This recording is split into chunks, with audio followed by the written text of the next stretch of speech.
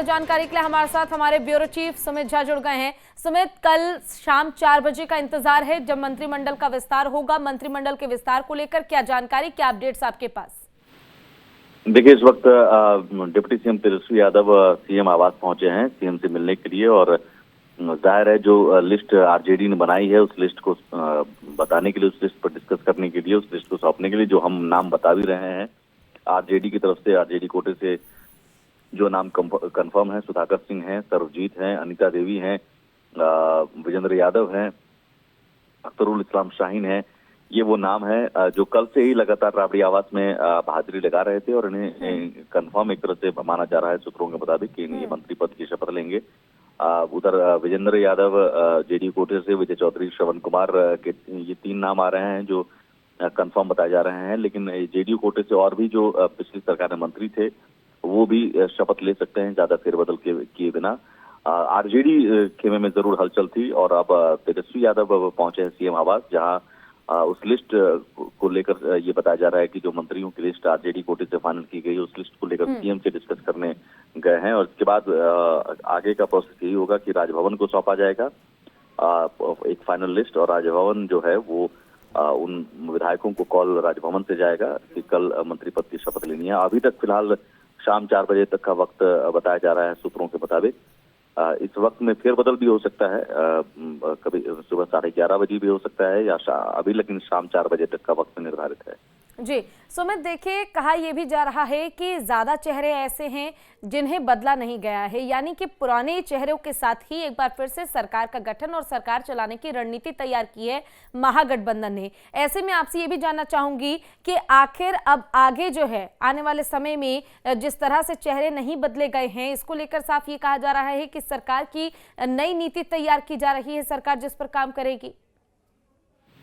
बिल्कुल, देखिए अनुभवी चेहरों को तरजीह दी गई है। जो अनुभवी चेहरे हैं जिन्हें काम करने की जिम्मेदारी है मिली है, वो उनके पास अनुभव है। और अनुभव अगर है तो इसका मतलब काम करना है, क्योंकि 2024 में आपको जनता के बीच जाना है। 2024 में जनता के बीच अगर जाना है तो उससे पहले आपको काम करना पड़ेगा, काम करके दिखाना पड़ेगा, ये बताना पड़ेगा कि महागठबंधन की सरकार जो है, अगर जेडीयू और आरजेडी का गठबंधन हुआ है तो ये काम करने में बिलीव करती है, काम करके दिखाती है। और खासतौर पर तब जबकि एक बड़ा वादा आज ही नीतीश कुमार ने किया है, 10 लाख नौकरी और 10 लाख ऊपर से रोजगार, तो 20 लाख नौकरी और रोजगार का वादा अगर किया गया है तो इस तरह के वादे अगर आप करते हैं, कानून व्यवस्था कायम करने की बात करते हैं, विकास की बात करते हैं बिहार में, तो अगर उन वादों को, उन घोषणाओं को पूरा करना है तो अनुभवी चेहरों को तरजीह देनी पड़ेगी।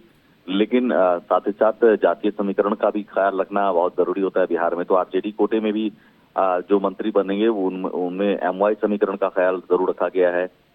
सवर्ण चेहरों को भी तरजीह दी गई है, मुस्लिम चेहरों को भी तरजीह दी गई है। तो ये सधा हुआ आप कह सकते हैं संतुलन बनाने की कोशिश की गई है, जाति के आधार पर भी, अनुभव के आधार पर भी, और बेदाग छवि वाले चेहरों को भी आगे लाने की कोशिश की गई है, ताकि सवाल न उठे कि आरजेडी अगर सरकार में आ गया तो देखिए दागदार चेहरों को ही तरजीह मिल रही है। खबर ये भी है कि हिंदुस्तानी अवाम मोर्चा की ओर से भी एक चेहरा शामिल किया जाएगा मंत्रिमंडल में। अभी तक ये कंफर्म नहीं है कि हिंदुस्तानी अवाम मोर्चा से कोई चेहरा होगा। जरूर मांझी के बेटे संतोष कुमार सुमन पिछली सरकार में मंत्री थे, लघु जल संसाधन मंत्री थे, लेकिन अभी तक उनके बारे में कोई खबर ऐसी नहीं है कि वो दोबारा मंत्री बनने जा रहे हैं। लॉबिंग जरूर की जा रही है। कल मांझी के बेटे संतोष कुमार सुमन मिलने भी आए थे, तेजस्वी यादव से मुलाकात भी हुई थी, लेकिन क्या मुलाकात में इस बात पर सहमति बनी और मगर मांझी को मंत्री पद मिलता है तो वो किसके कोटे से मिलेगा? क्या आरजेडी कोटे से, या आरजेडी अपने कोटे से देगा या जेडीयू अपने कोटे से देगा, ये देखना होगा। क्योंकि जेडीयू कोटे से ही मिल सकता है।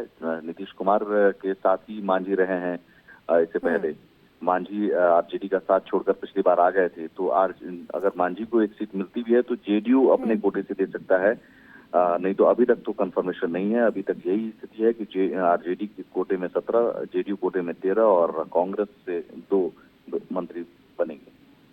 बिल्कुल सुमित, देखिए ये भी कहा जा रहा है कि मंत्रिमंडल के विस्तार के साथ ही विभागों के बंटवारे को लेकर भी चर्चा होनी है और जिस प्रकार का अनुभव होगा उसी प्रकार का विभाग सौंपा जाएगा। बिल्कुल विभाग एक बहुत महत्वपूर्ण होता है किसी भी सरकार में और काम करने के लिहाज से। तो विभागों के आवंटन में किसके कोटे में कौन सा विभाग जाएगा ये तो बहुत स्पष्ट हो चुका है।